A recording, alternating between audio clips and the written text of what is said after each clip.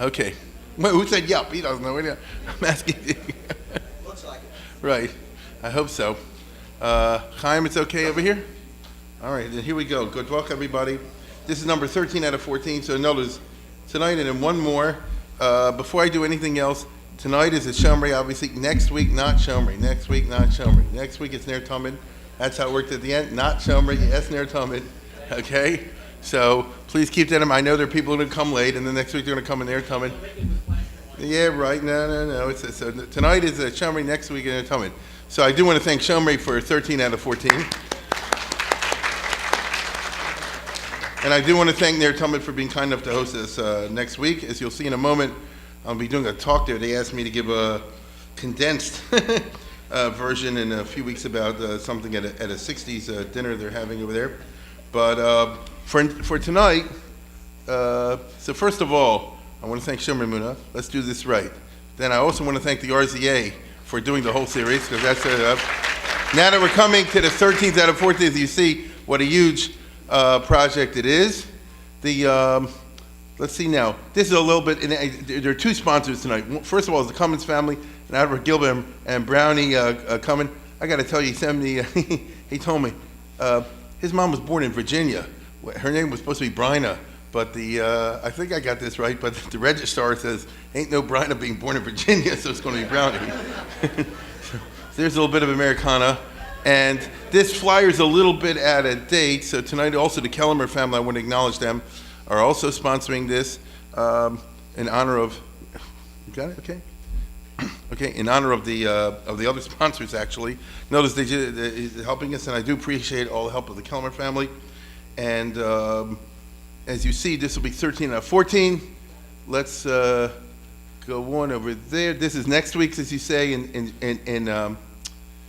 Ner Tamid. Let's go to the next one. This is the next series that's coming, as you know already. The first two will be in Shomrei, will be here. And you've gotten the new where, when, and when. So it has the dates, which you'll pick up when this is off. I don't know where the others will be. It could possibly be in Shomrei, but nothing is nailed down yet. But it doesn't matter, it's a while off. So keep that in mind. This will be, as you know, by the Lehman family. This is the Ner Tamid sort of thing over there. They asked me to give a talk about the 60s and the Jews. I'm not sure if they mean people who are 60 or people who lived during the 19th or people who lived during the 1960s.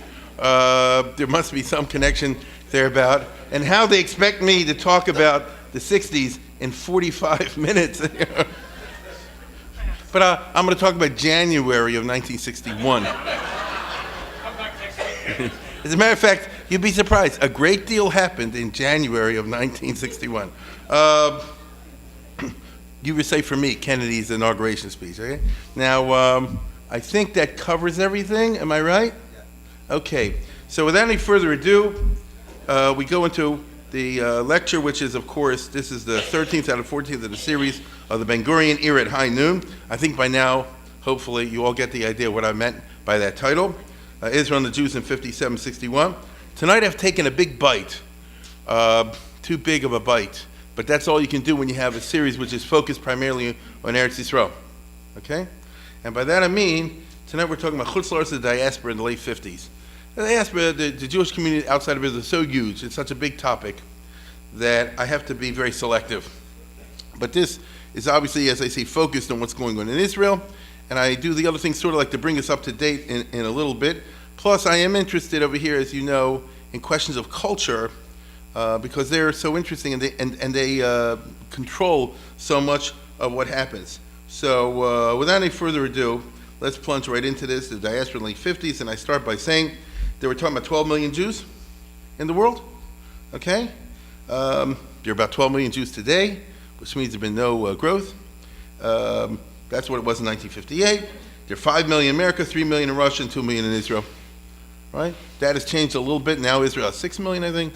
So that's significant, but that's the big changes over there. So again, out of 12 million, it's 5, 3, and 2. 5 in America, 3 in Russia, and 2 million in Israel. That means there's 2 million everywhere else, which is really tiny. You have the whole Europe, the whole South America, South Africa, Australia, and places like that. You put them all together, Canada, and you're talking altogether 2 million people. So obviously Jewish life is going to be highly concentrated, and that's a key feature of the post-war era, isn't it? That we have many Jewish communities. If you travel around the world, sometimes you see them, but they're always small, and most of them are anemic. And sometimes, I would even say most of them, not all, but most of them actually depend on money from America, from the joint and places like that.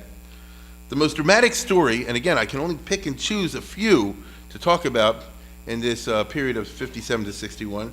The most dramatic story is clearly behind the Iron Curtain, the 3 million Jews behind the Iron Curtain. Because the rest of the Jews in America and England and places like that, they lived in conditions of freedom, so it's got its own story. But here is, as late as the 50s, 60s, 70s, we all know this because most of us lived through that. Many of us did. Russia and Romania, that's where you got a ton of Jews. Take a look at this map closely. This is Europe in 42. Look at this map very closely. Here's Hungary, here's Romania. It says, you see, maybe you know what I'm talking about, maybe you don't know, but look what I'm doing with my hand. This was the old Romania given by the Allies to Romania in 1920 in the Versailles Treaty. Hitler gave him a finger. Do you see literally how it's a finger sticking down into Romania? Isn't that interesting? So Hitler gave a finger of land sticking into Romania. And the reason I'm making a point of this is Hungary had a Holocaust and Romania did not. So it's a stupid mazel. If you were lucky enough to live here or here, you didn't have a Holocaust. Times were rough, there were persecution of Jews and all that, but they weren't schlepped to Auschwitz, they weren't gassed.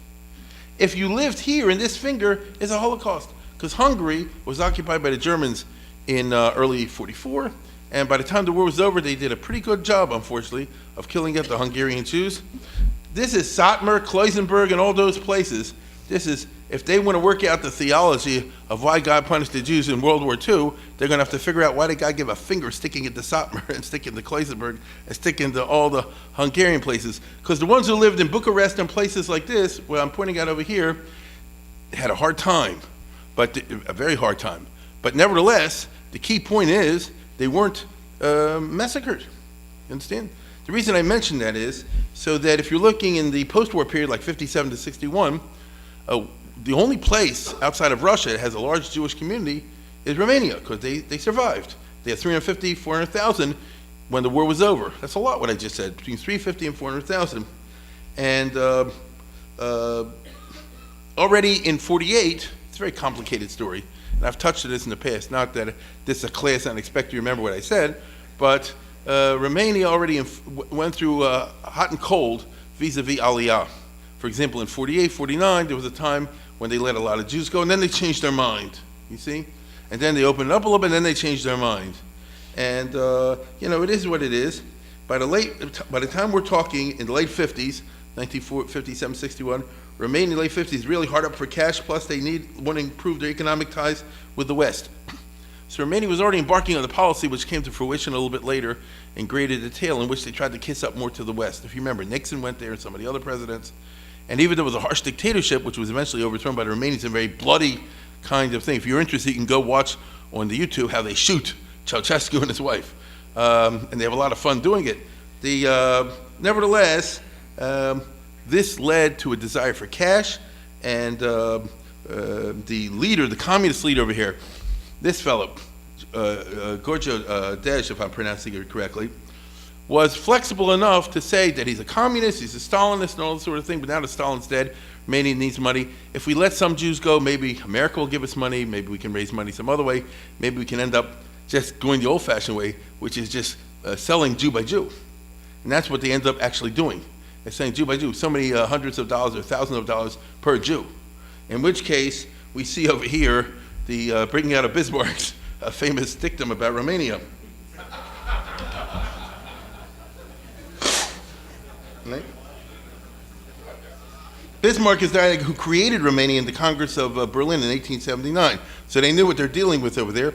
And it really is true, if you care to study it, that starting in 57, 58, 59, a guy from Israel would come with a suitcase full of 20s. And that's how it was. That's how they did business over there. And they get a family or two or three out, whatever the number was. And it's as simple as that. So really, originally, they were letting out a lot of Jews in 58. And because internal, Romanian politics and all that, and the guy himself, George Desh, was not so anti-Semitic, really, personally. And from the Romanian point of view, it's a win-win, because if a Jew leaves the country, he leaves the house behind, the business, so a Romanian who's not Jewish takes it over. So it's like a win-win. The only thing is Ben-Gurion had a big mouth, as is often the case, and he made a speech in America, oh, we need a lot of money for the Israel bonds because there's a ton of Jews coming from Romania. That's the end of that.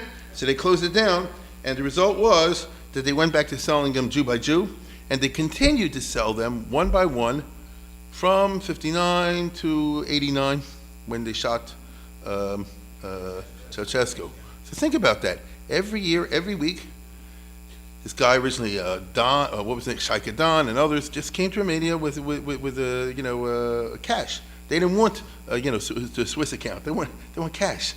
You understand? And that's how they do business over there. Now, the other big community is Soviet Russia, obviously, where the 57-61 is the era of Khrushchev. To be exact, he was 57-64. So this is his year with Tocqueville.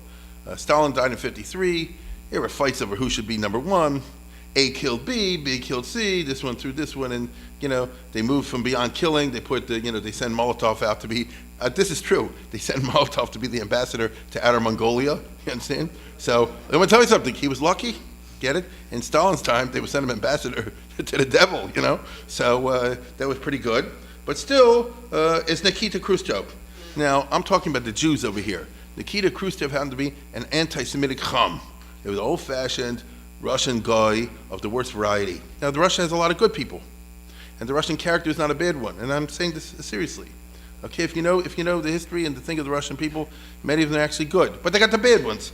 And unfortunately, Khrushchev grew up near the Ukrainian border. There's all kind of reasons, but he grew up very, very bad, and I would even go on to say that he really was one of these people who didn't like Jews, and he came up the hard way under Stalin, okay? And in order to come up and be successful under Stalin, you have to learn all the Yetzer Haras. You have to do all the bad stuff. So he picked up a lot of bad stuff from the whole Stalinist environment, and Jews helped him to reach the top, but then he stabbed them in the back. But there's nothing unusual about that. They would, if circumstances had been different, they would stab him in the back. That's how it goes in the Kremlin, probably till this day. So the reason I mention it is that Russia is now under the control of the chairman of the Communist Party, the main guy who really does not like Abramoviches, as he calls them, right? We have too many cones, we have too many big noses. This is the kind of language he uses, okay? And so it's pretty bad. He promised. Now, on the other hand, he wasn't as ruthless as Stalin. He didn't have that kind of thing, just to press the button and kill 10 million people at a time. But he talked that way, so that's the worst of both worlds. Under Khrushchev, communism starts to go down. Now, we know this today by virtue of our sense of historic perspective. When you look back, right, those of us who lived through it looks like it was going forever. But now you look back and say, oh, well, from Khrushchev it's 57 to 87. By 87, it's almost over. By 90, it's gone. It was only 30 years. But nobody knew it. At that time, obviously, and under Khrushchev, you start to see the unraveling of the communist system very slowly. Not externally. 57 is when they do the Sputnik, which was the first rocket ship into outer space, and everybody thought, oh my goodness, they're far advanced ahead of us, and Eisenhower was almost thrown out of office because of this. But nevertheless, in reality, it's baloney. He promises a paradise and failed to deliver. Under Khrushchev, he was making speeches already in 57 saying we're going to catch up with America and overtake them. When? In 5 years, in 10 years, in 5 months. And so, well, there's a problem with that because the time comes and it doesn't get better. You see? And so when he was eventually thrown out of office, he was thrown out of office for what they called his harebrained schemes. That's what the Communist Party said about him. So he thought that the way to solve the agriculture problem is through, put wheat in Kazakhstan or something like that. That collapsed. Then he followed this idiot who had this theory about genetics. Does anybody remember this? Genetics with the plants, another couple billion down the drain. And he had all these different schemes over there because the problem is it's a dictatorship. Everybody kisses up, they want to get ahead. So you come up with an idea, everybody says, oh, it's a great idea, JD, you know what I mean? And so another 2, 3, 4 billion down the drain. We know today that he pressed so heavy, accelerating, that they should build a nuclear rocket program that they blew up a couple of Russian cities. Okay? In other words, had nuclear explosions in those cities. Another foolish thing. So the bottom line is that there's this gap between the rhetoric and the reality. He's already saying, see, Stalin didn't say we're going to have a paradise today. Stalin said we have to expect World War III against the capitalists and be ready for the struggle. So in other words, maybe in 1,000 years, 100 years will come to paradise. But Khrushchev was already talking about we'll get it in our time. And so he was the type of guy that couldn't handle the rhetorical contest and competition with the West. They was always making big progress. And when the big progress doesn't happen, whose fault? It's never the fault of Pharaoh. Right? It's never the fault of Pharaoh. So you need a scapegoat. Well, guess what? You understand? So the result is that we're back to Nicholas and Alexander. We're back to Tsarist Russia in this regard. You understand? Meaning the regime, if they had to resort to this kind of business, which they did, then it shows, in a certain sense, it's a political and moral bankruptcy. You understand? When you already have to look for the scapegoat, and you have to play in the worst, prejudices out there. So I'm just speaking objectively. When you have to play in the worst prejudice out there to explain the failures of your society's not doing too well, right? And when it's a Pharaoh situation, then, well, there you go. And so the result is that there's a persecution of Jews and the regimes against Judaism and everything across the board. And at times that you're surprised to hear this. You figure Stalin's dead, World War II's over, things are getting better. Khrushchev actually built a few houses and refrigerators, a few. You understand? And so and today, we look at, most historians will say Khrushchev was a pretty good guy compared to Stalin. There was a thaw, if you know what that means. In other words, they eased up on the super repression. They just had repression, And it's true. Listen, under Stalin, you couldn't look in the mirror. You understand? Under Stalin, you could not look in the mirror. And under Khrushchev, you could look in the mirror. You tell a lie, but you look in the mirror. And therefore, the Jews expected there to be a certain easing. And then in 57, 58, and 60, 61, 62, 63, 64, all those years in there, all of a sudden the regime starts like under the czars with what they call economic crimes trials. The newspapers are full of the fact that certain people out there, are engaged in black market, are cornering the market. They're the ones responsible for the fact that there's no food on the table. They're the ones that are responsible for the fact there's no toilet paper available to anybody. They're the ones that are responsible for the fact that Russia's being heard around the world. I'm not saying who it is. This is what the newspapers write. I'm not saying who it is, but the three guys that were convicted and shot yesterday was Weinberg and Cohn and Schwartz. This is exactly what. So it was a crude anti-Semitism. Now, Nikita Khrushchev hates the lure of Zionism. Why? Because instead of taking the attitude, get the Jews out of there, right? So who needs them? Which is what they ended up doing under Putin, right? Under thing. Instead, they say like this: you want to leave paradise? That sounds like this, not paradise. Stand up if you don't think that Russia is the best possible place in the world in every area. You understand? We have the best telephones, the best professors, the best cars, the best toilets, the best streets, the best anything.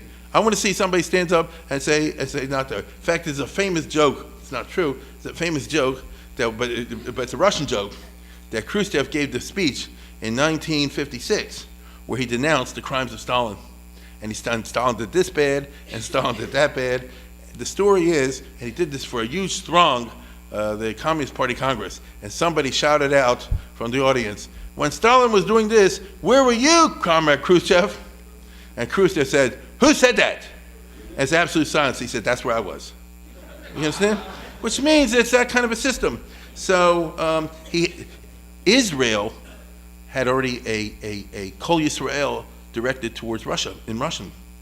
And Israel putting propaganda in there also. So Israel says, state of Israel, highest standard of living in the Middle East, it's a paradise, it's this, that, and the other. In other words, Jewish propaganda. And if you're Russian, especially if you're a Russian Jew, even if it's not true, it's nice to hear. There's a certain thing out there. It's nice to hear, right? They'll say, in Israel, I remember they had a thing like this, this is a true story. They said on a kibbutz, somebody left the sprinkler on, and a little girl walked by, and she saw the sprinkler was on, and she went and she turned it off. They would tell me like this, what's the big deal over there? In Russia, on a collective farm, you don't turn anything off. You don't give a darn. None of it belongs to you. It's notorious. My father saw there, you usually see tractors left out in the middle of a rainstorm. You understand? By the farmers. It's not his rainstorm. It's not his factory, tractor. It's not his farm. They'll send another one.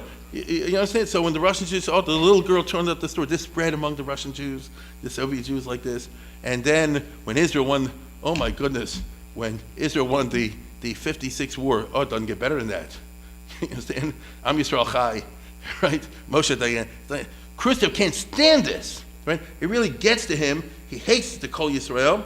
And so, as I say before, the regime responds by attacking in crude and dumb ways anything connected with Jews. As I say, they start these economic trials, but they shoot people, you understand? In other words, they declare speculation, hoarding, business practicing, these be capital crimes. New laws are passed, and it's always, or 99% of the time, it's somebody named Weisberg, Weinberg, Goldberg, or something like that. Stalin was smarter than Khrushchev. He did it better. And Stalin, they didn't have these kind of big campaigns. They just got you in the middle of the night, that's all. You're not there anymore. Where'd you go? Went on vacation. Khrushchev isn't smart enough to do this, and the result is Russia starts to look bad. Because in the late 50s, anti-Semitism is politically incorrect. It's after World War II. As far as Europe in general is concerned, certainly as far as the West and the non-communist world, anti-Semitism is associated with Hitler. And Nikita is constantly questioned about this by foreign delegations. We have many examples. I'll give you an example. The French communists, the Italian communists, the British socialists. These are left-wingers.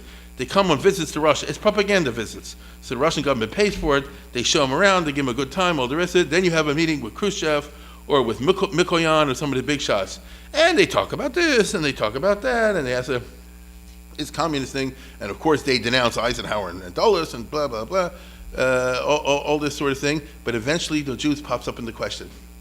It's interesting. There's a guy, Professor Roy, who assembled all these interviews. What about the Jews? Oh, Jews have a great over here, but we understand that they don't have the right to have their own books and that they were, persecuted here. And how come all the people that are being shot have Jewish names? And Khrushchev says, it's a lie. No, here's the paper. Well, there's a reason for it. And Khrushchev will end up, because he wasn't smart, he'll end up saying, let me be frank with you. You understand? The Jews are all criminals and crooks. You understand? I knew since I was a kid. There's always the Yankel. This is how he talks. There's always the Yankel over there gets the others to do the work while he sits back and gets the profits. And so if you're a French communist, that you join communism because it's such a high madrega of idealism and all the rest of it, and you come back with the leader of the communist world talking like a scumbag. You understand? So it hurts the image of communism. So even though he shoots the bull and he tells all these stories, it definitely hurts his image. And what he really doesn't like and doesn't quite get is the Jews are not the Tatars, they're not the Chechens. You understand? The Russians are they're Stalin supervising the massacres of peoples you've never heard of. Okay? Now you've heard of it perhaps because of since 1990s. If I asked this question in the 1970s or 60s, what's the Chechens? You'd think I was making something up. You think this is from Tolkien, you understand? If I ask you who's the Mingrelians, okay, the Ossetians, and the other. Therefore, Stalin could just wipe these groups out or kill them or savage them, and it all took away out of the public arena. You know when this happened, by the way? All these massacres? Immediately after Stalingrad, right? When they wiped out their German army and everybody was admiring Russia, Stalin immediately said, it's now that the world is focusing how good we are, they're not looking at what we're doing. He took a huge amount of troops and NKVD, and they went and they killed and zillions and schmillions of all these other, nationalities, Muslim nationalities, I might point out, in Russia, and he totally got away with it. Did Roosevelt say anything about this? So you think, so they're used to this heavy-handed kind of attack. Jews aren't like that. Jews got relatives. Jews have newspapers. Jews have others that if I trade you a cup. Jews have lawyers in France that'll go to the French socialists, and when you speak to Khrushchev, bring this up. They know people in England. They know people in Greece. They know, all around the world. UNU, by the way, goes to Russia. Can you imagine? UNU says, I hear there's the problem with the Jews. And they say, what the heck do you have to do with the Jews? You see? But when you hear it, like Russia, it's a drip, drip, drip. And so what does this mean? According to Khrushchev, it's the protocols of the elders of Zion, meaning the Jews obviously got a worldwide plot. And they control everybody because look, they're all coming complaining about the Jews. How come nobody? He says, how come I never get any complaints about all the other things they were doing? How come nobody talks about the Georgians or whatever, the Ukrainians, of which Stalin killed a couple million of them after the Second World War? I repeat, after the Second World War, I never hear, but I always hear about the Jews. It's the protocols of the elders of Zion, and so he believes, he doesn't believe it. All I can tell you is, I won't assign this entirely to the Jewish question, but it is a very important component of the fact that under Khrushchev, the ideological core of Soviet communism starts to unravel. Partly this is due to the inability of the regime to deliver a decent standard of living, even though Sputnik, as I said before, remember that? The Russians are the first one to put a thing in outer space, even though it was a little nothing. But America went crazy, and as is true in a action reaction fashion, we went nuts. This started in '57. By '69, we put a man on the moon, as we all know. Which the Russians gave that up a long time ago. They were good with this sort of thing, but they got a lot of propaganda out of it.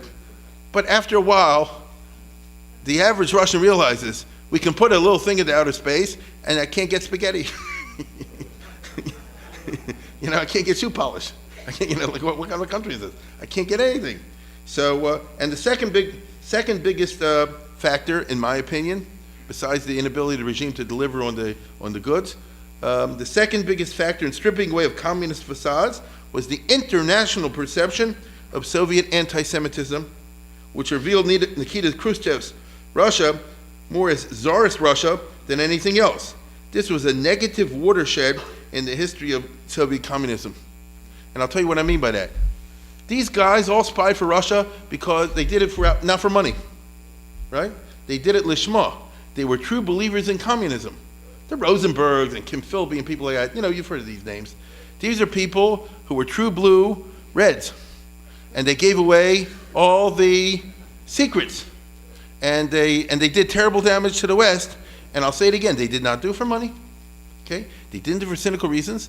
Each one bought drank the Kool-Aid. They thought that they're helping the world to give a better place, and so on and so forth. Now, it was a lie from day one, but they bought it. And so under Stalin of all times, when the regime was so bad, you had people all over the world, the equivalent of these people, in Turkey, in France, in India, in Japan. There's not a country you can name that didn't have this, where they have true believers. And they thought that the Soviet Union is the bright hope of the future, and any sacrifice we bring on our part, even Mesiras Nefesh, is worth it for the higher cause. Not by. This guy was this assistant secretary of the Treasury. I mean, he was a high position under Roosevelt. Anyway, not after Khrushchev's time.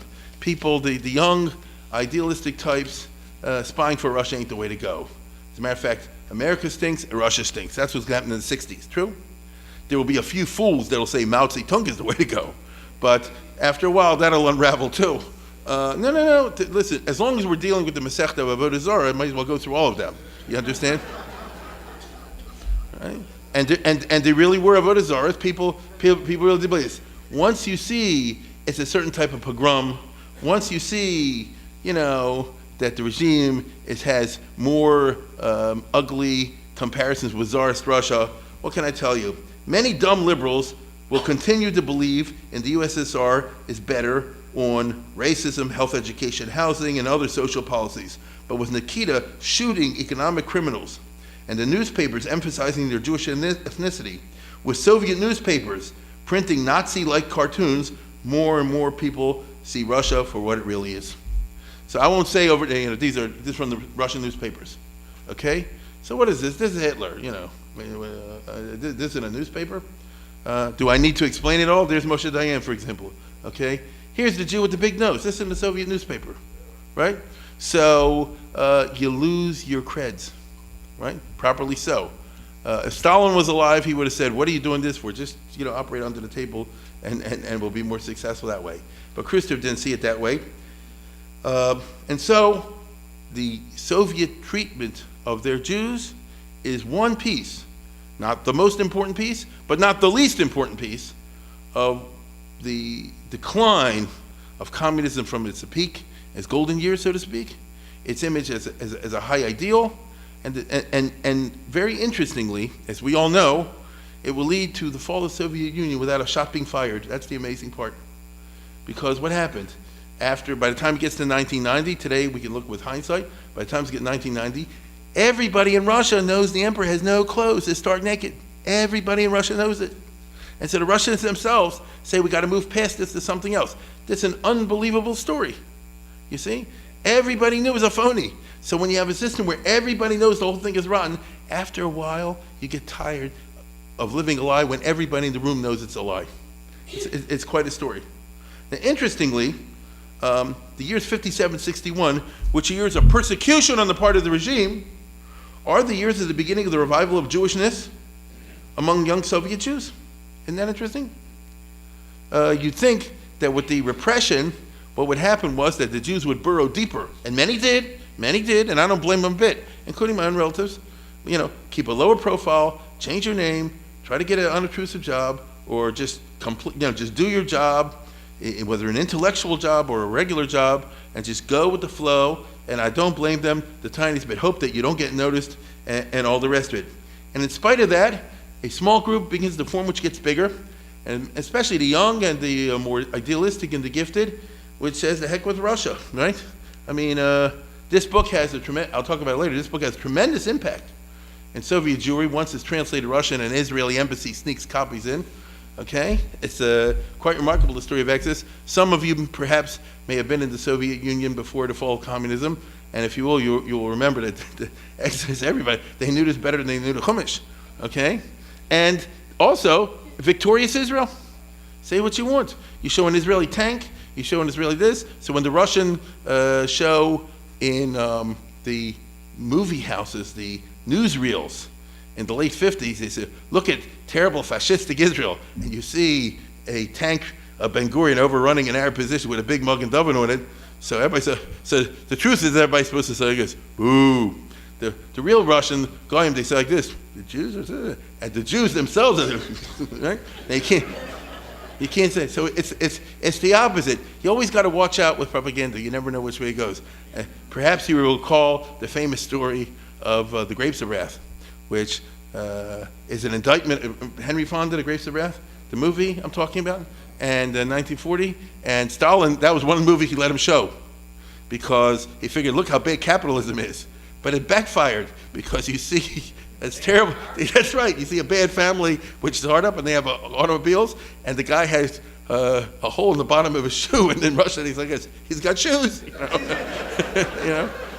So you got to watch out when you do propaganda. Same thing is happening over here. The pervasive anti-Semitism is actually the best advertisement for Zionism, is it not? This young element, we very pro-Israel, very Zionistic, because they want to get out and go to Russia, right?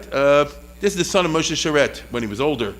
When he was younger, he was an Israeli diplomat. And he was kicked out of Russia in 57, I think it was, because he simply did what I just told you. He would just sit, he would go to a resort area or his other area, and just have he's a diplomat, and have books with him, and get up and leave them on the table behind him. The Russian Jews all grabbed them, 1, 2, 3. Of course, the KGB found out, and he was expelled for undiplomatic behavior. There's something wrong if all I have to do is leave a book, and that leaves a firestorm of enthusiasm and ideological fervor. But that is the way Soviet Jewry was going over there. Now, it doesn't happen overnight. 57 to 61 are the years of the incubation, I may say, of this. But everybody in this room, I'm sure, or most of you know, it will take it a decade or so or less for the trend to crystallize. But when it does, the image of the USSR will become mud for everybody. Remember this? Right? As soon as it happens, by the 70s, we're already the situation. People remember whenever a big Russian comes over there, there's going to be a demonstration somewhere. When the Soviet ballet will come, do you remember this? The Bolshoi Ballet and Sal Yurak, and they're going to have all the. Now, it used to be in the 50s, they came to wide acclaim.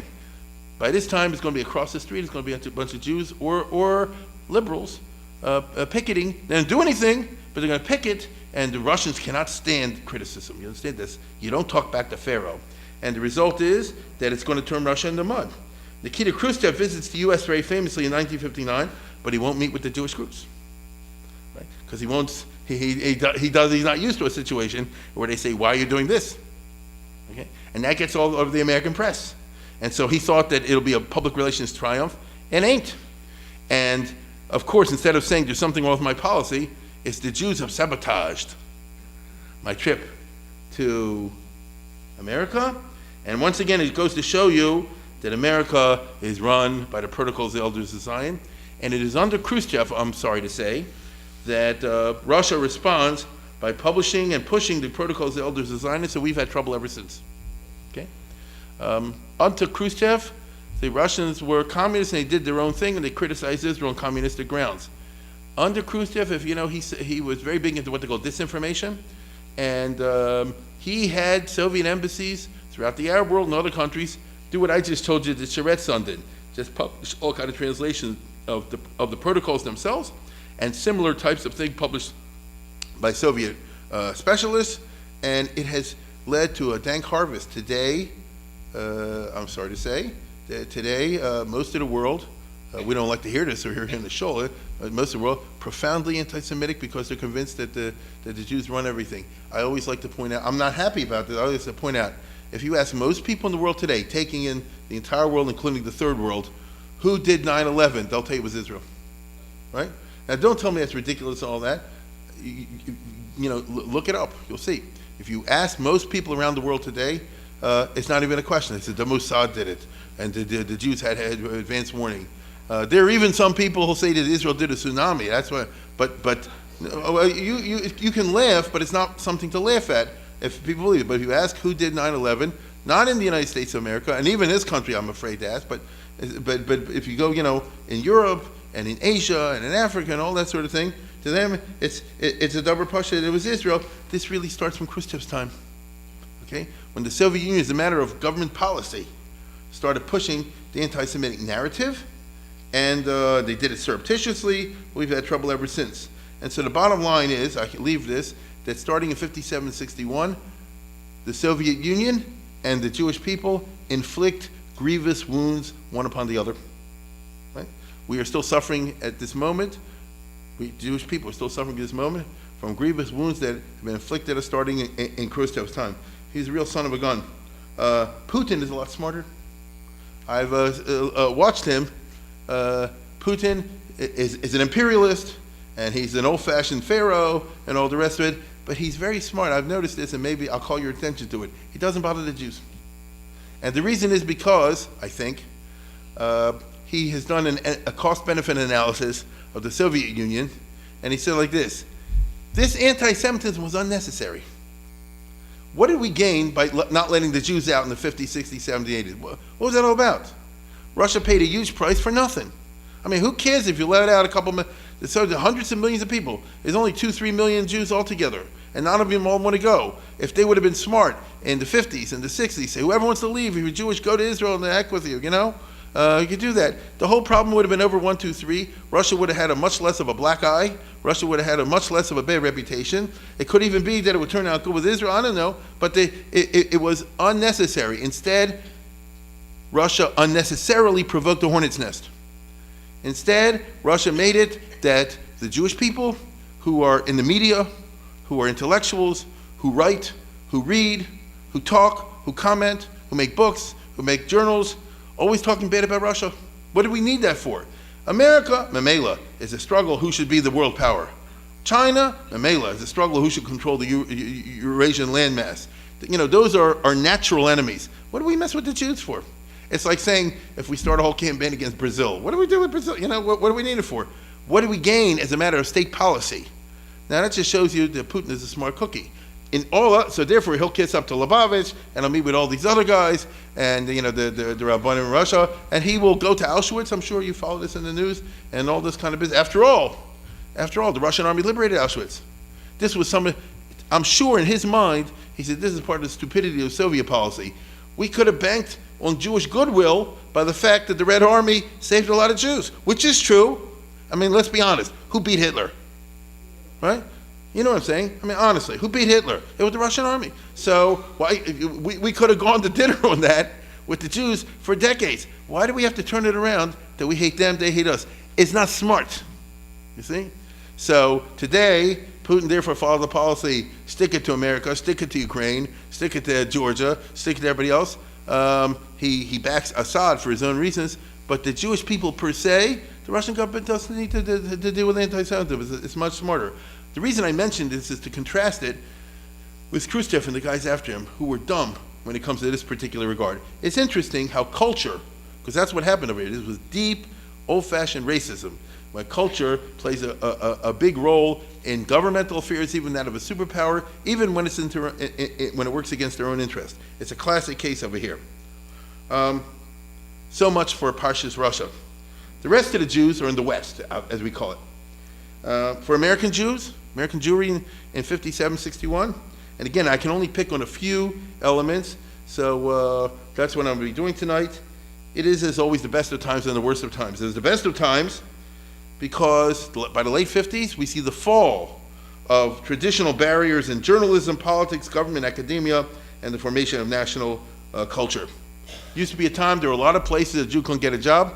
After the Second World War, it's much shrunken, okay? The Jewish professors flood the universities, let's put it that way.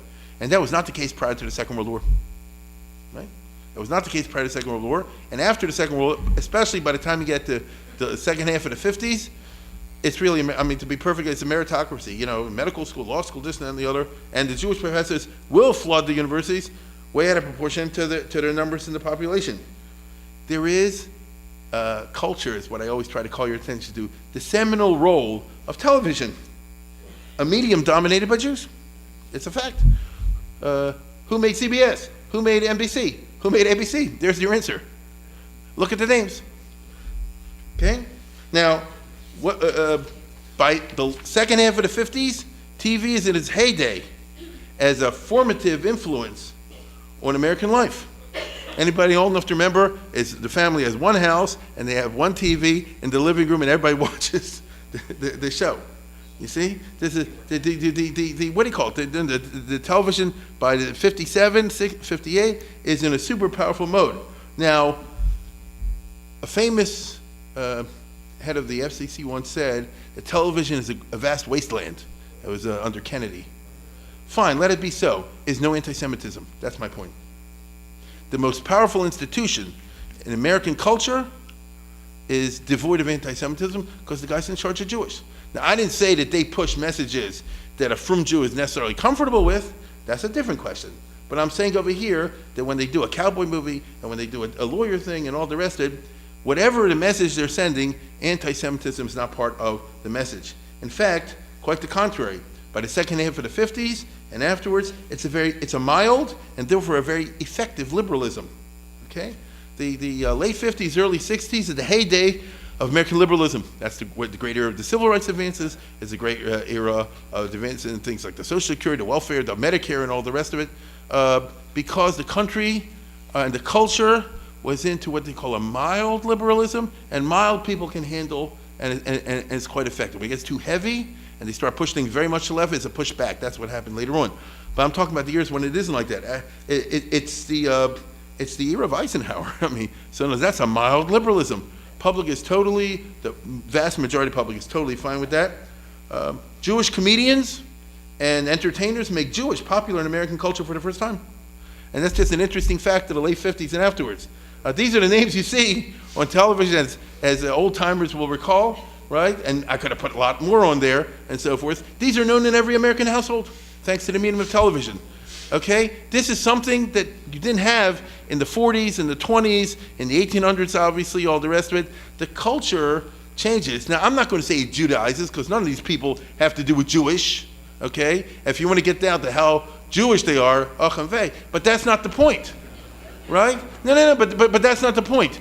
They're ethnically Jewish, they're culturally Jewish, okay? The kind of jokes they do are Jewish, the kind of entertainment they do are Jewish, and as I say before, they're from the East Coast to the West Coast, to the North and the South. I mean, in Alabama, they know about Jack Benny, okay? I mean, in the backwaters of Louisiana, they know about Dinah Shore and Milton Berle. Oh my goodness, you know?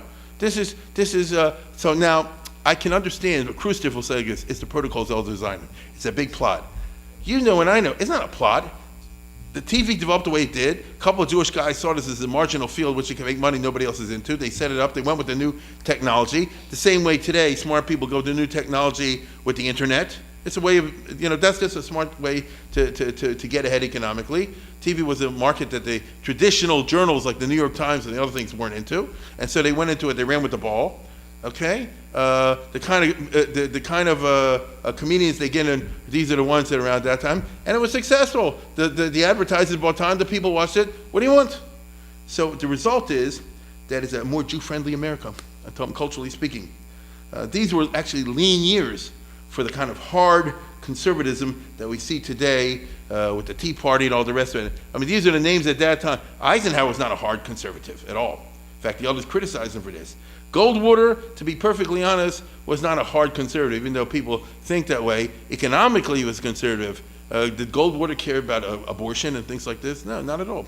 Would Goldwater, for example, be opposed to gay marriage or things? No, he wasn't a social conservative. And William Buckley was a weirdo.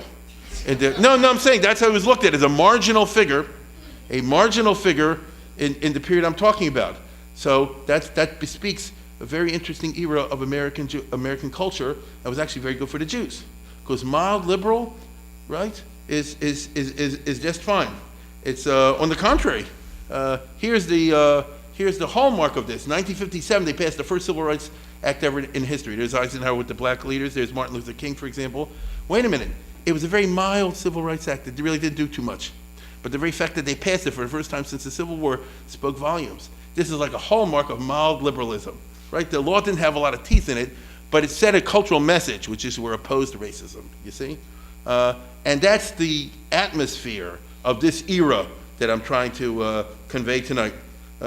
Reform Judaism, conservative, especially Reform Judaism, was totally into this, it basks in the era of mild liberalism. Rabbi Eisendrath was always marching for every kind of liberal cause, and they put a lot of money and time, and this is mainly what they spoke about in the temples, the union, civil rights, greater government, what's it called?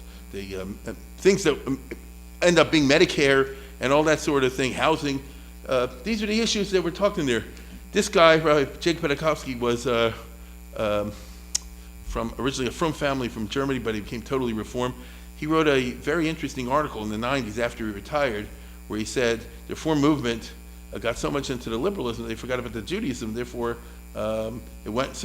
In his point, it went off the derech because he said so many former Jewish seculars in the Eisenhower period went into religion because America, in order to get a job, you had to be a member of some religion. He went into Reform Judaism, and they, being secular, couldn't care less about religious, theological issues, and they moved the Reform movement totally into the area of political action, and therefore totally away from any kind of theological seriousness, which is an interesting kind of a critique. Notice, basically kind of the Erev Rav, as they would call it. This is, after all, Parshas Yisro, is it not? Wait a second.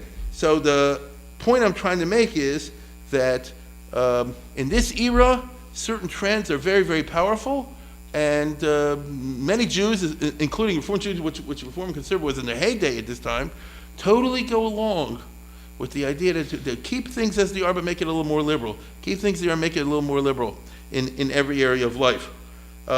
Jewish novelists and writers dominated American culture. So now we see an era starting really in the late 50s, in which Jews are not merely consumers of American culture, but they're central producers of American culture, which never was true before.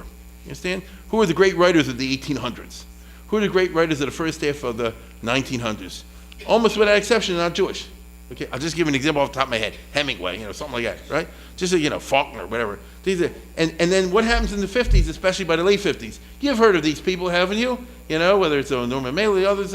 These come the big writers. Now, are they the only novelists and writers? Of course not. But they're very important, right? And what I'm trying to show you in sense of perspective is a new American culture in which the Jew, not necessarily as a Frum Jew, but the Jew as a Jew, is now a definer and a constitutor of contemporary culture. That's quite a statement that I just made over there, okay?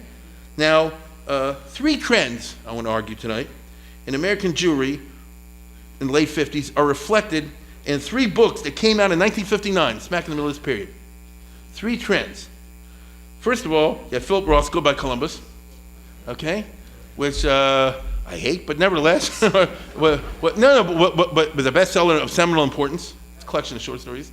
You can like Philip Roth or not, but the point is, this bespeaks what I just told you. We're a Jew, writing about Jews, by the way, and he's making fun of the middle class Jewish family with their materialism and their, all the bad traits that go along with this. Whereas in New Jersey, I think, or something like that.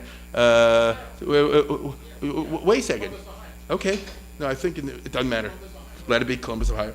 I stand corrected. That's not a problem. No, but I'm saying that is the mass of American Jews. It's a secular book, and it's totally dedicated to I mean, what's the Jewish part of this? The characters are Jewish. There's nothing else Jewish in it, you understand? Meaning, they're talking about the mores of the de-religionized, really, and de-Judaized American Jews, which is a huge number. And it takes off because, first of all, Jews buy a lot of books, but also is true, takes off because the general population is interested in hearing about this particular group, if you like that, and it's there. This will be a whole trend that's with us down until today, of leading American writers who happen to be Jewish, who may or may not write about Jews in their books, and it's the top of the New York Times list, as they say before. The second book of this time is of a different nature, and that's, of course, Exodus, all right? Which will take off and skyrocket. Oh, my goodness. Exodus becomes one of the most important Jewish books ever written. Isn't that weird? Leon Uris was just some jerk writer, okay, who wrote a melodrama about the rise of Israel and the Irgun and all that sort of thing in 1948 and 49 and afterwards. It's a novel. And yet, I'm wrong. It touched a button. Wait a minute. With the Jews, it touched a button with the non-Jews. And in 59 and 60, Hollywood makes a big movie. The movie has a bigger impact on American culture, I repeat, on American culture than anything any Jew ever wrote. And it's still today, the Arabs hate it, you'll see in a minute, still today has more of an impact on how the average American non-Jew, the Jews not anymore, non-Jew, I'll give you an example, Jerry Falwell types and all that, view the Arab-Israeli conflict. You understand? And it's amazing. The guy hit the jackpot, as it were. My goodness, the whole America went crazy. Again, I'm looking at my audience. Some will know what I'm talking about. Some will not know what I'm talking about. When the movie comes out and this sweeps the whole country and the whole North America.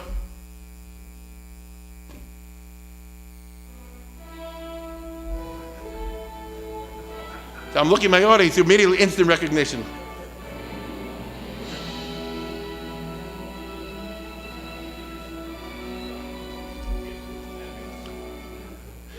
The Arabs, wait a second, hold on for a minute. Hold on for a second.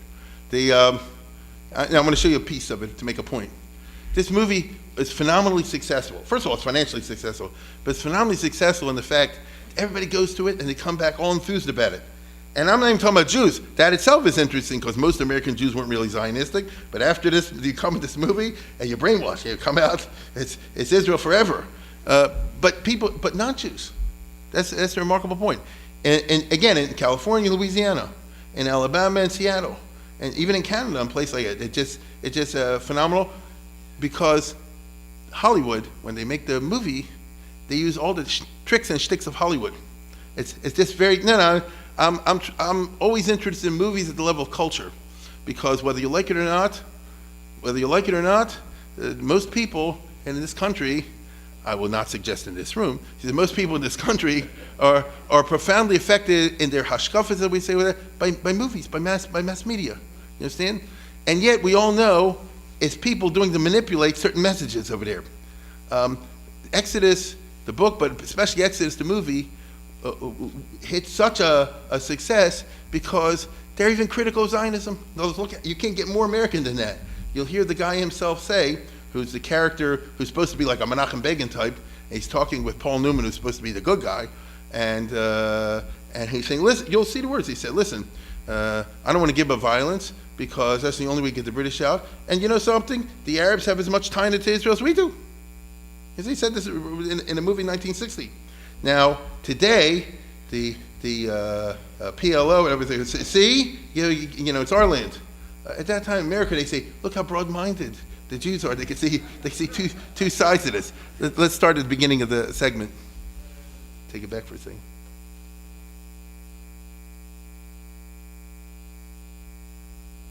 Just give it a moment.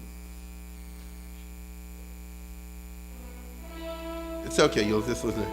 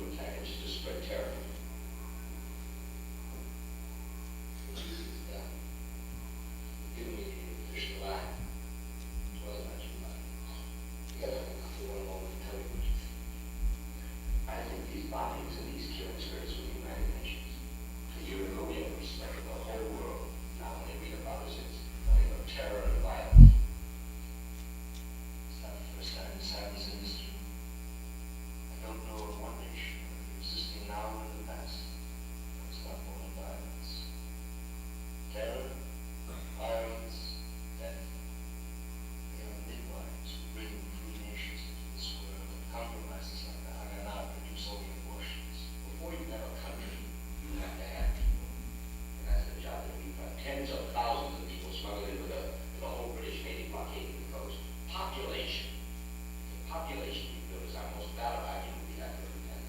How do we ask the United Nations for a just decision? We keep on blowing up and give a bunch of averages. We just use the words just decision. And there is something. Firstly, justice itself is an abstraction, completely devoid of reality.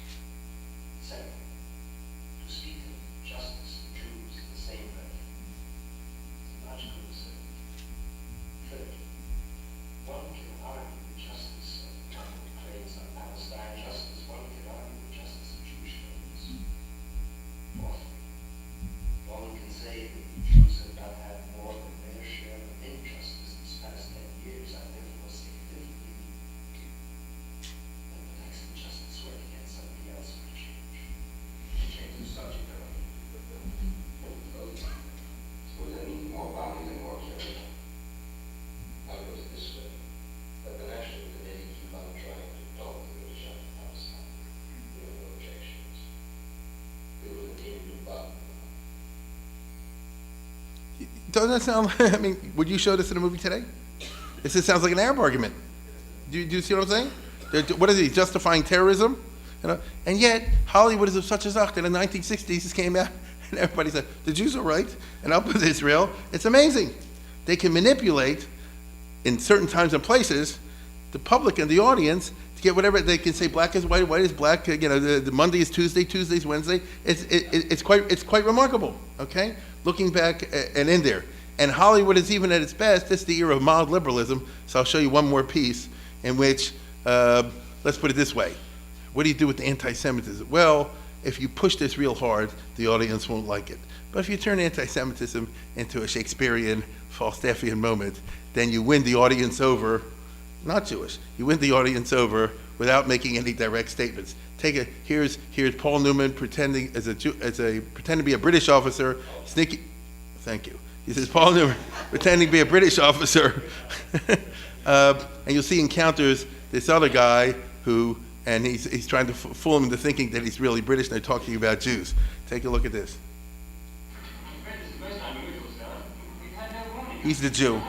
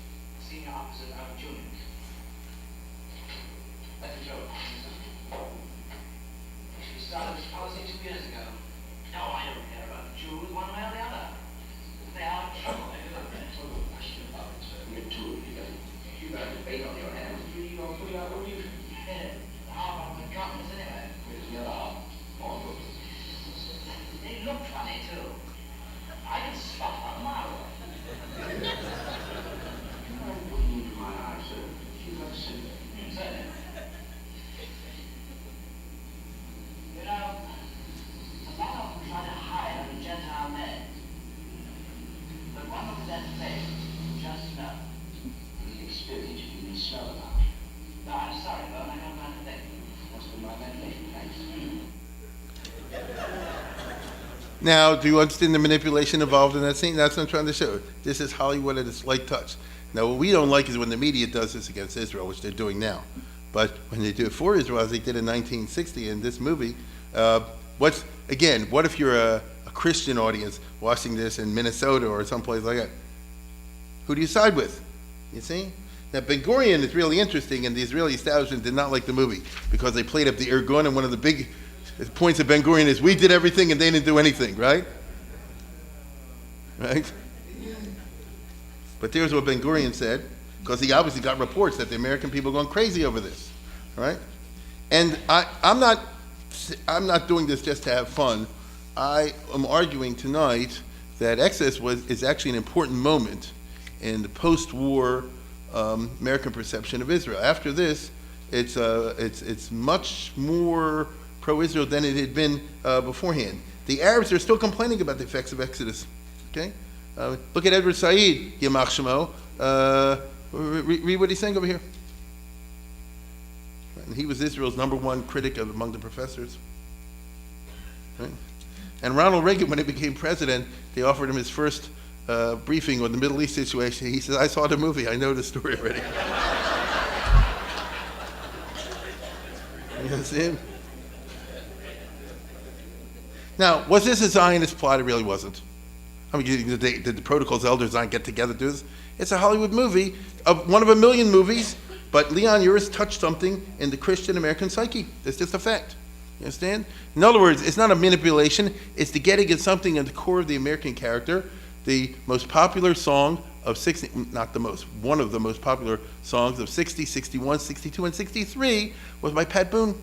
Pat Boone is not Jewish. He's a grandson of Daniel Boone. And listen to the words of it. He wrote the lyrics. He made up on his own. The music you heard before was put by some Hollywood musician, but composer. But he wrote the words, which you still hear today. I've driven in the South. You still hear this on the radio stations. Okay.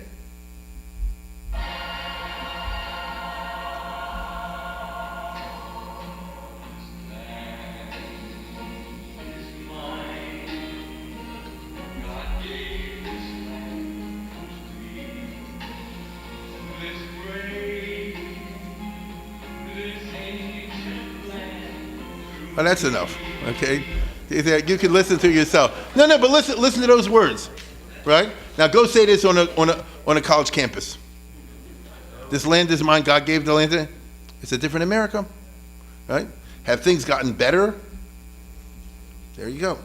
Now, as a result of this, the late 50s was a golden age for American Zionism, not for Ben-Gurion Zionism, but for American Zionism. Meaning we're not moving to Israel, but people get involved, they'll send money. I just picked off the internet, Harry, Tom, and Seymour, right? Now there's all over the United States, meaning the businessmen, people who really have nothing to do with Judaism.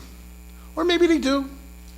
It's got nothing, but they're all part of the local ZOA or the AZA or this, that, and the other, and they all raise money for Israel. Why? They don't know why, but because to help the Jewish people, to help Israel over there.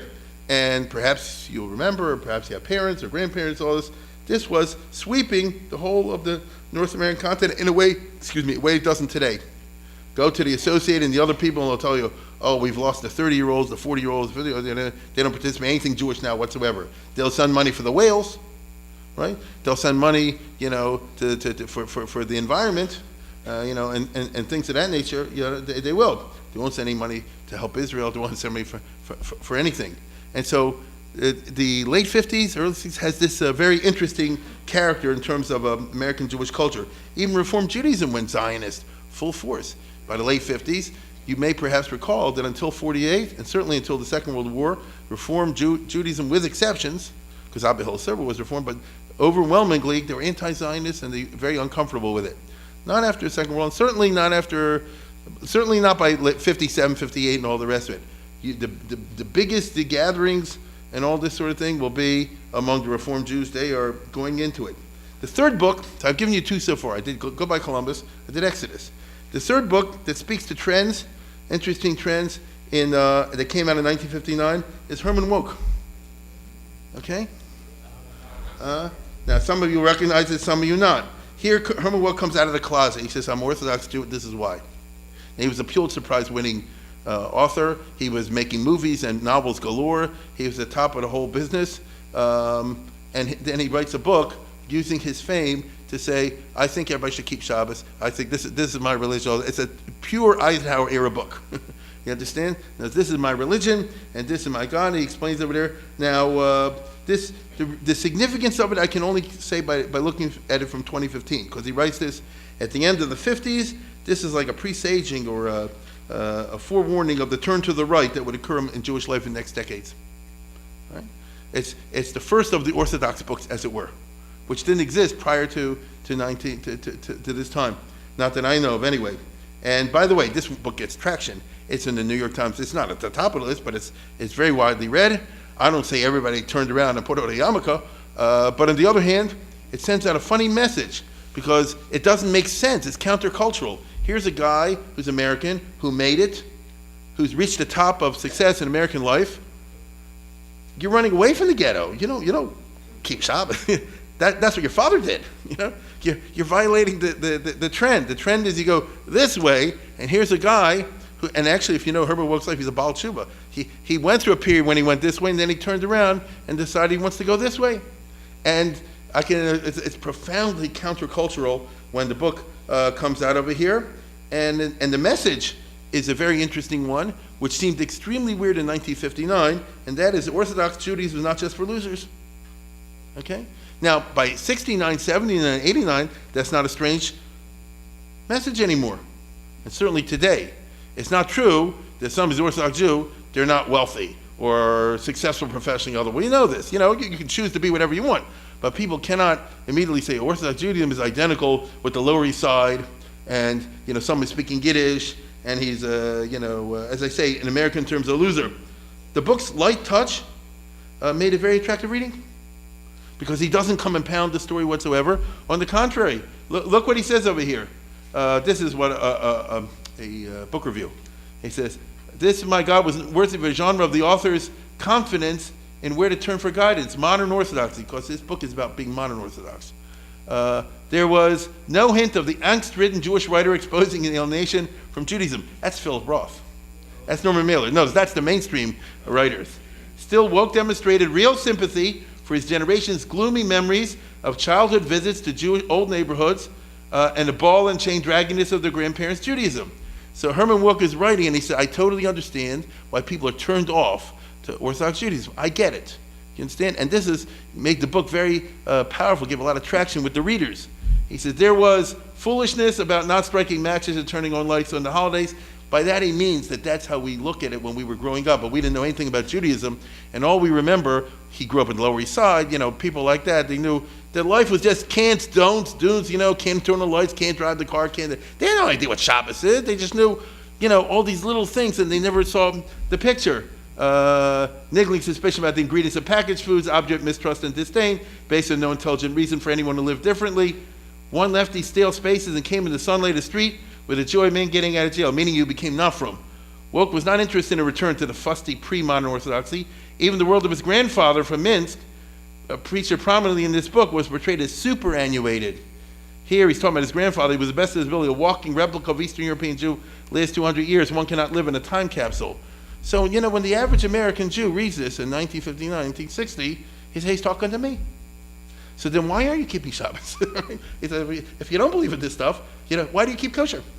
Why he even says he's in favor of mikvah. Why are you into that sort of thing? If obviously you see that it's in there. And of course, he's speaking more or less, in American idiom, he's speaking the language of Samson Raphael Hirsch. Okay? Who in the 19 letters, so I guess, is the old-fashioned Judaism, which is a turn-off. But then there's Judaism, right? Then there's Judaism. And Judaism itself, if you're not ignorant and you take the trouble to see what's going on over there, then you find something that you'd be surprising, an engaging and powerful message. And so it's quite remarkable. The Reform and Conservative are very uncomfortable with this book, as you can imagine. The Will Herberg, who was the big thinker among the non-Orthodox, that he wrote the famous book about America's three religions. What are America's three religions? Catholic, Protestant, Jew. That's the title of his book. Actually, Protestant, Catholic, Jew. This is before Islam existed in this country. What does he say over here? He refers to the Intelligent Woman's Guide to Orthodox Judaism, alluding to the book's popular, accessible guide, and to George Bernard Shaw's Intelligent Woman's Guide to Socialism and Capitalism, and its failure to show religion as an agonizing venture to spirit. He said, the trouble with you, Herman Wouk, is you're not dealing with religion, it's a theological, crushing sort of thing. And who is? Right? The average reader of a book is looking for an engaging message to try to attract them to a way of life in which they will find meaning. But it's not good enough for the highfalutin intellectuals. Today, nobody's heard of Will Herberg. There's a reason for that. Now, to the vapid Jewish masses, and that's what they are, right? To vapid Jewish masses out there, Herman Wouk's book is just weird, you understand? And they find it very disturbing, which bears out the famous statement of Lord Keynes. And it gave graceful literary expression to the aspirations of a young generation of American modern Orthodox rabbis intellectuals who planned, now this is 57, 58, 59 I'm talking about, who planned to make Orthodoxy more attractive by making it more American. This is the era which they thought was the plan was this should be a golden era for Norman Lamb and Rabbi Rackman and Lookstein. It's the Upper West Side. It's Americanized modern Orthodoxy. They had big plans.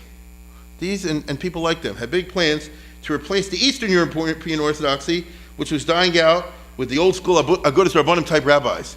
So the basic argument, Norman Lamb starts the Tradition magazine in 58, for example, right?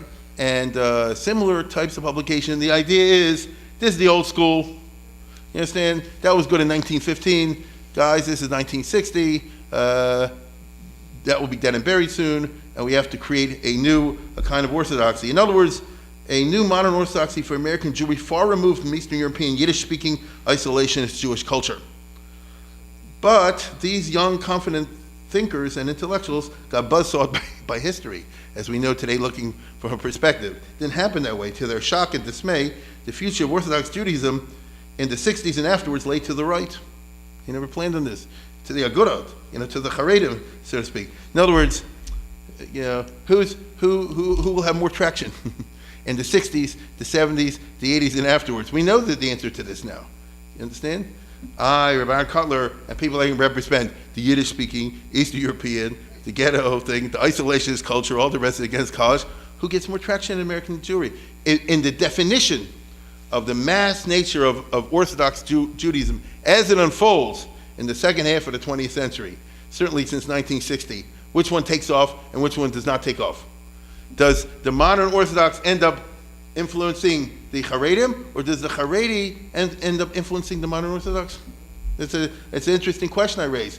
This was not clearly seen in the years 57 to 61, except by a very few people, and it's hard to tell. But today we can see with great clarity what happened. Let me put it differently. In the perspective of 60 years, I'll show you another book. Which book published in 59 had more influence on the future of American Orthodoxy? Two books published in 59. It's a fact. It's a fact. Now, I like Karma book, but be honest, right? Which one had more of an impact? And this in English, and this isn't. This is easy to read, and this isn't. There's very few people in Costa Rica's measured, and yet you know what I'm talking about. And so the unfolding takes place in an unusual way. Lakewood, the most rejectionist of institution, most rejectionist of secular education, has 6,500 students today, right? Now, I'm not talking about Lakewood satellites. So does Lakewood influence American Jewry, or does YU influence American, to put it that way? YU, Yeshiva University, certainly after 59, is marginalized as an arbiter of orthodoxy. I don't think hardly anybody even knows who this is. You understand? I know some people do. You think, okay. No, but you know what I'm saying. If you showed your kids, right? You show your kids a picture of Dr. Belk, they say, who is this? You understand? And yet he writes these books in the 50s saying, the Orthodox Jewry of tomorrow, all the rest of it. So things didn't exactly play out the way anybody. As a matter of fact, what becomes the most important factors starting in 59 and afterwards? Chinuch, kollels, religious shuls, like Shomri, where we're in right now. These are all part of the right-wing dynamic, whether you want to admit it or not. Okay? And this is the era in which these ideas are being spread over here. Remember, Archilochus says the fox knows many things, but the hedgehog knows one great thing. What is the one great thing they know? Schools. Chinuch. Right? The right wing, as you call it, puts all their money and all the resources into schooling, into education. The others don't. They put into a variety of things. They know the fox knows many things. So who becomes the dominant factor in the formation of Orthodox Judaism in the last 4 decades of the 20th century? I mean, this is a matter of history by now. You understand? You know what I'm talking about. Rosh Hashanah started the Torah Masorah. In 57 to 68, Dr. Joe Kamenetsky is on the plane every day of the year, not Shabbos. Okay? Going around to one town after another across America, like Johnny Appleseed starting day schools. And once in a while, high schools. And all of a sudden, kids from day schools, not all of them, will end up going to places like near Israel, and Chaim Berlin, and Lakewood, and all the rest of it. And the demographers and the social scientists don't see this at all in the 50s and the early 60s. The rest of American Jewry was totally fine with cultural euthanasia. Thank you very much. Even Jonathan Sarno, who's not from, but a historian, sociologist, says over here, as you can see. So here, I'll say it again. I'm speaking tonight the voice of perspective, okay? Historical perspective. Here lies a fascinating feature of the last half century.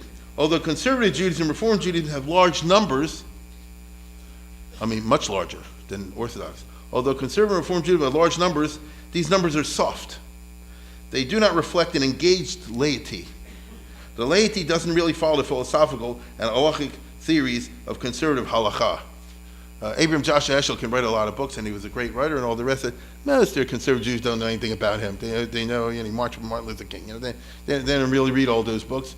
And you understand, in other words, there will be a reform movement which talks to itself, to all the rabbis, and there will be a conservative movement in which the rabbis all talk to each other. But the average person going to the synagogue on a Saturday or whatever, they're not into that, they're just going in because you mixed seating or can drive or, things like that. This is true of conservative Judaism, this is certainly true of Reform Judaism, and so nobody noticed it, but the non-frum by this time have lapsed into a traditionalism which has been the undoing of the observant until now. So until the late 50s, into the 60s, perhaps a little bit later, the Orthodox masses are traditional, and therefore they're conscious, they don't get it.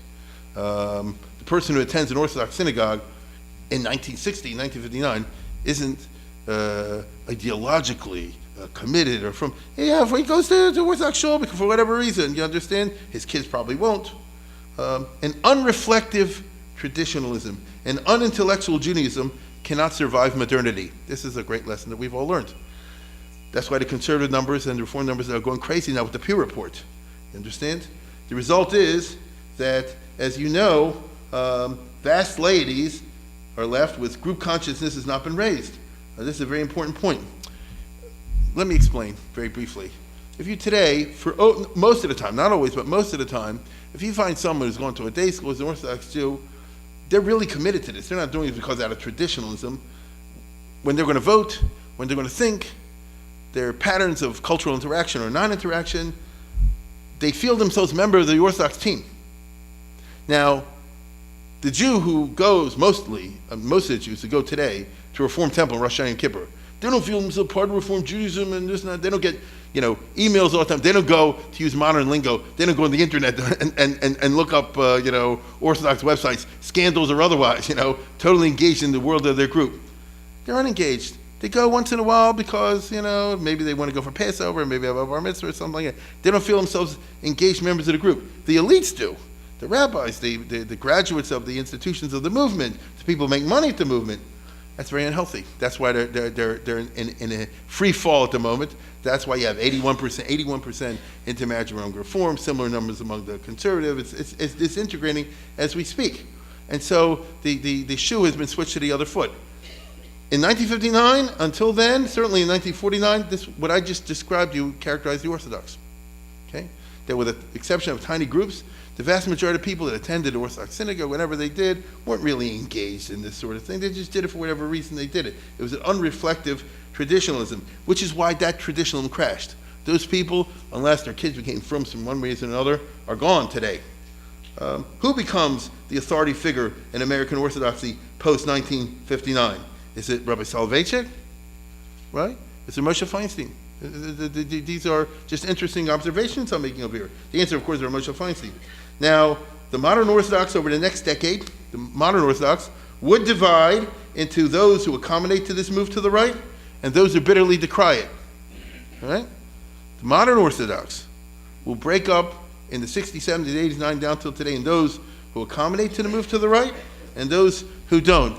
Here's a person who accommodates to the move to the right. Here's a person that strongly opposes it. Okay? In the 21st century, as we know, the left-wingers, 21st century, would rally around Avi Weiss and try to pick up from 1959. And that's what's going on right now. They're saying, what happened? We got kidnapped along the way. They got ambushed. And the result is quite remarkable. And so, I leave you with the picture. The American Jewish culture is a tale of 3 cities. Each one accurately describes American Jewry, but it's a different segment. Right? One is the Goodbye Columbus, one is the Exodus, one is the Igros Moshe. True or not? Look back now, last 50 years. Okay? The vast majority of American Jews are still here. That's why they're disappearing. Some, although fewer numbers, are still heavily engaged in this. And then there are those who engage in this. There he goes. It's 3 iconic books, all came out in the same year. Interestingly, a similar trend to the right was also taking place in Europe, as exemplified in the famous Jacob's Affair, following up by Louis Jacobs in England. Okay?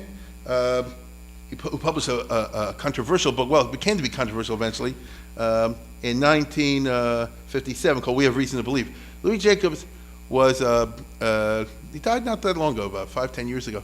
Louis Jacobs was a very interesting person. He's from Manchester, born in the 20s, and not from a family, but he went to a cheder. You know, they used to send kids to the public school and then the cheder, and for some reason, this is what he writes in his autobiography. He says, and some reason, the cheder Rebbe like clicked with him. It was a guy who never took an education course, just was a natural at it. His name was Belkind, and he kindled the fire in the boy. And so after he went to yeshiva in Manchester, very few English boys in the 20s and 30s went to yeshiva. I mean, very few. This is most unusual, especially if your family's not like that. And so he just loved learning. He was very good at it. He became an Eloi, all during the 30s. And his plan is to go to Telz Yeshiva in Lithuania, but the war breaks out. And so the result is that instead of going to Telz, he's one of the founders of the Gateshead Kollel, with Rabbi Dessler. Okay? And he's obviously very good at learning. And then when the war's over, he spends the war learning in the Kollel over there, but he's not a right-winger, you know. He loves learning. When the war's over, he gets a job, and he moves to London. He gets a job as assistant rabbi in Monk's Shul. You know what that is? It's like Breuer's.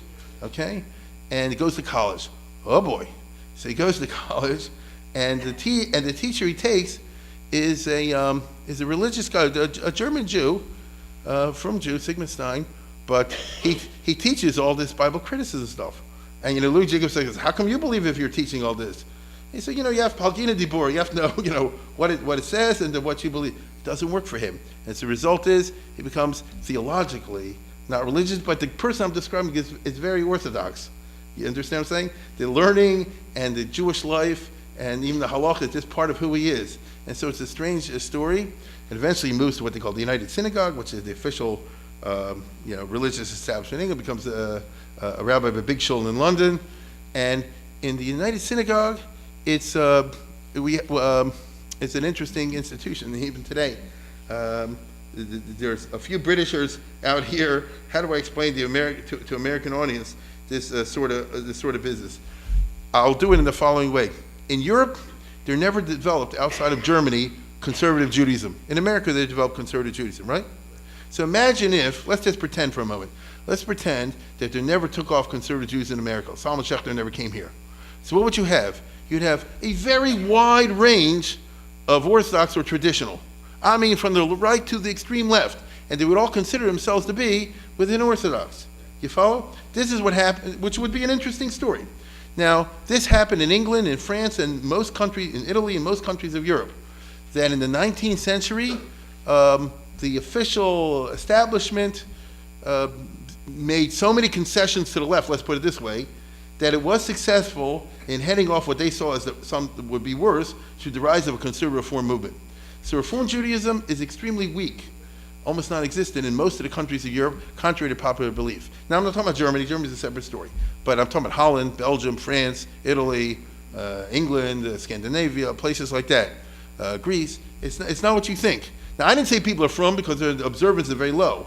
But, you know, the old line, the shul I don't include is Orthodox shul. So this is what happens in many countries. I'm talking about over here, specifically England. And already in the 1800s, I mean, it's a long story, but I'll just collapse it in a sentence or two. In the 1800s, the United Synagogue, as they called it, was founded by an act of parliament, and they brought in a chief rabbi, Nathan Marcus Adler, specifically with the purpose to do what I just told you, which is to create an official orthodoxy, which is a wide tent, and that way it'll be no reform, no conservative, no nothing like that. But in order to do that, you have to be able to make a lot of concessions to the left wing. I'm talking about an old-fashioned Jewish community just living under modern conditions, because in every Jewish community in history, there's been those who are in favor of the Egel Hazov and those in favor of the Ten Commandments. What can I tell you? You know, that's how it goes. And the question is, what's the percentages? So in traditional Judaism, listen to what I'm saying. Traditional Judaism, the majority's in the middle. There's one group on the left, and there's another group on the right. That's in tradition down the centuries, and the right usually has a little more influence than the left or in the middle. In the modern period, it's not like that. In the modern period, because of modernity, so the left is very extensive, and this is what put this issue in this phenomenon in strain, under strain. So the old United Synagogue up to the 50s had. They didn't have mixed seating because Rabbi Hertz was against it, but they have mixed choirs, you understand? They have music sometimes. They have things of this nature. Now, not in all the shuls. In 2 or 3 shuls in London, you know, which were for Rothschild and some of the big shots over there, the real left-wingers.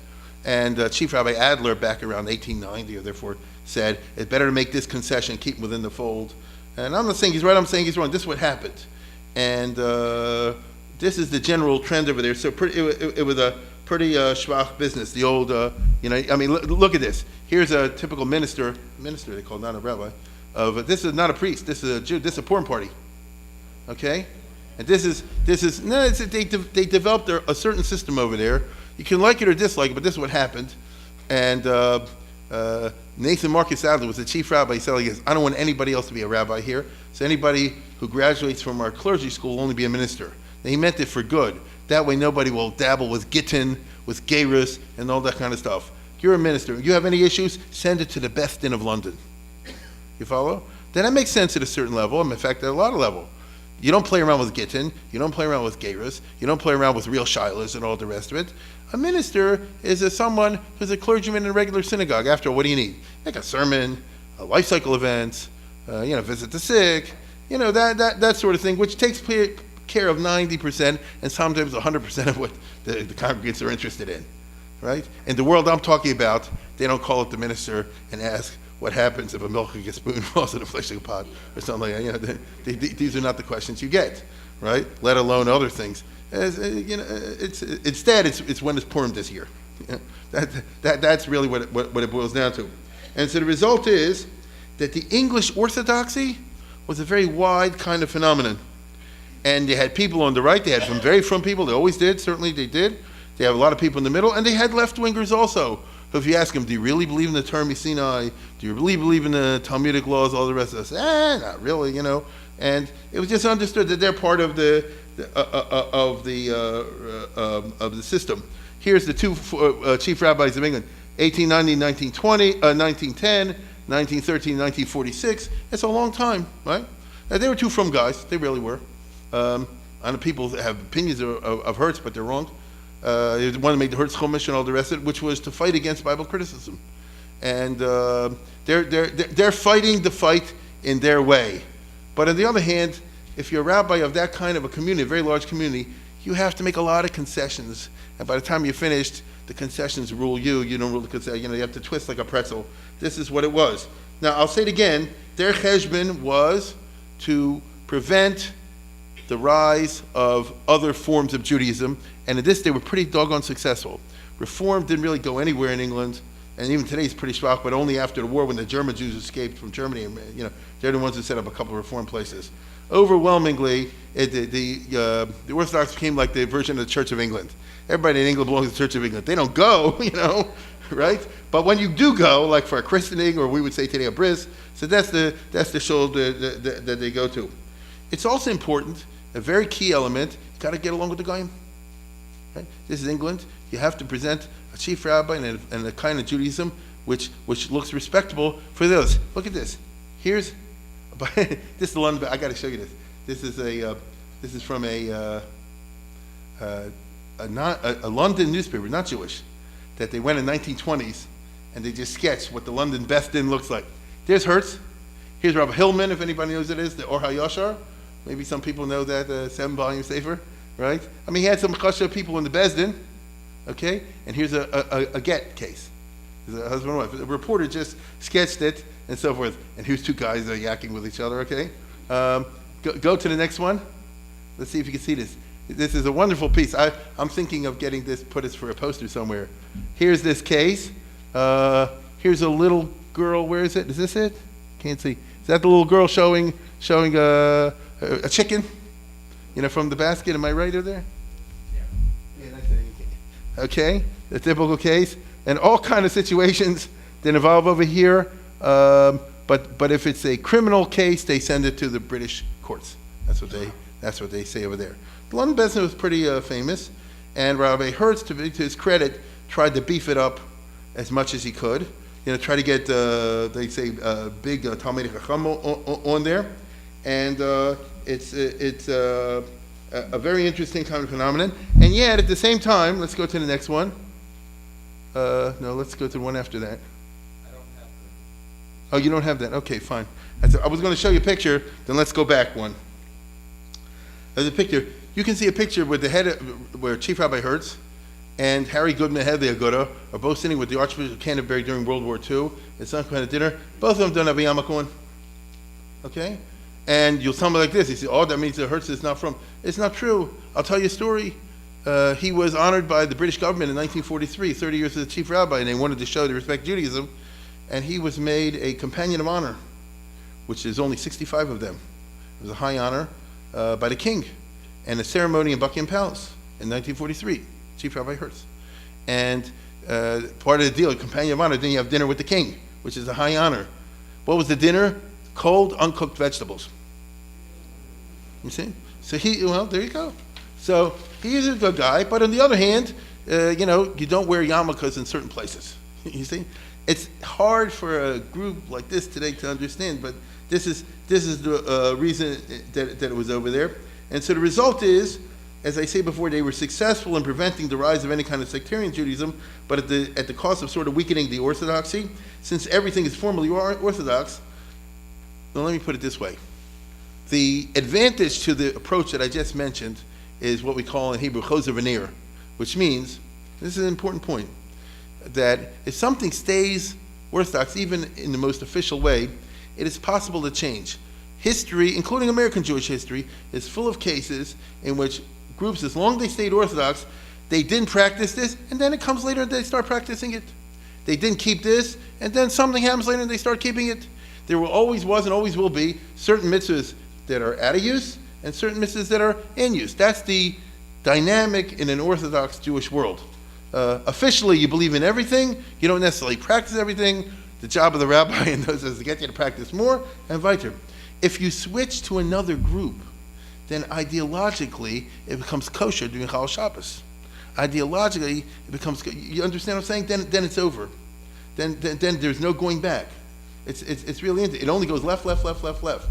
So to use a modern American example, it makes all the world of difference if a synagogue. I don't care how observant or non-observant it is.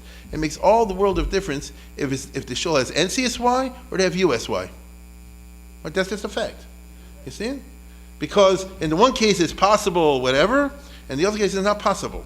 So this was the theory over there, and this happens all throughout Europe in the 50s, and including England. I just pulled over here. Here's the Chief Rabbi Rosen from Romania, who was there for many years, who was buddy with the communist leaders, and he used whatever he could to bring over there. In 1956, a delegation of Orthodox rabbis from the RCA, talking about David Hollander and the father of Rabbi Herschel Schachter, not Schachter but Schachter, and whoever was the big machers in the RCA, and made a visit to Russia and to Eastern Europe, and they went to Bucharest. So came to Bucharest is a microphone, and I don't know what else it was doing in there.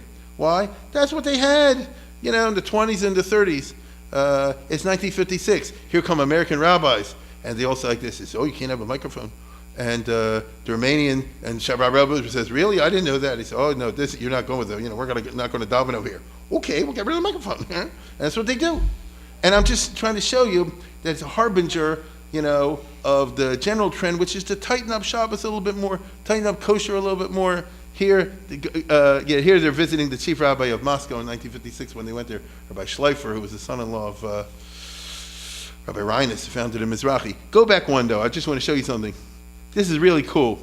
Look at these guys bowing down here. I found this and I'm going to share it with you.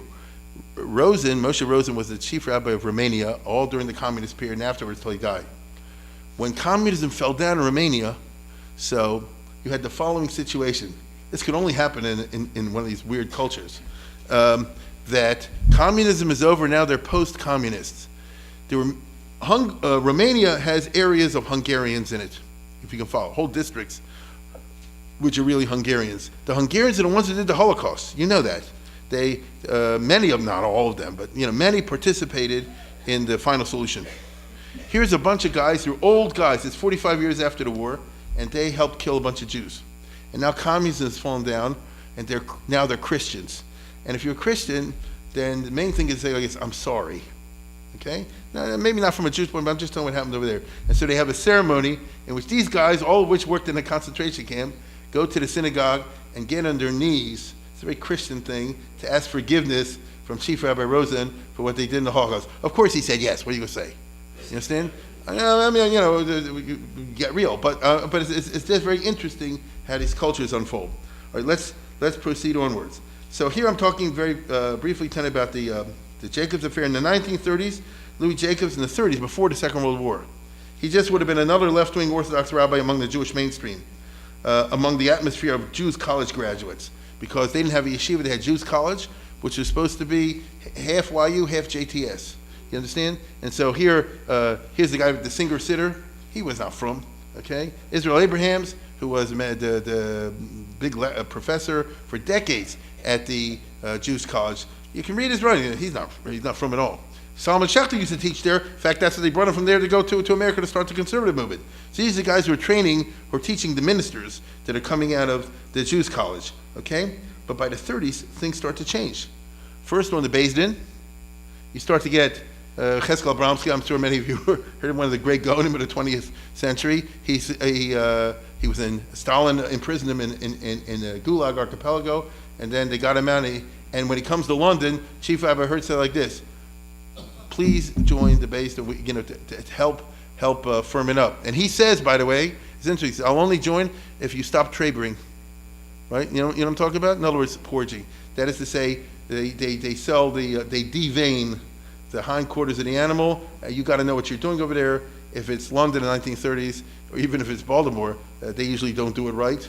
And it's a matter of economics, all the rest. He says, "I'm not going to join unless you agree to give it up," and they do. So that's a big upgrade in the kasha. I'm just trying to point out over here. Diane Grunfeld, maybe you heard of it. I got to tell you this story. I mentioned it earlier today. Grunfeld was a German Jew who born in 1900 and grew up in Bavaria, these little villages and all this sort of thing. He never went to yeshiva. But early on, for certain reasons, there was a certain rabbi living there.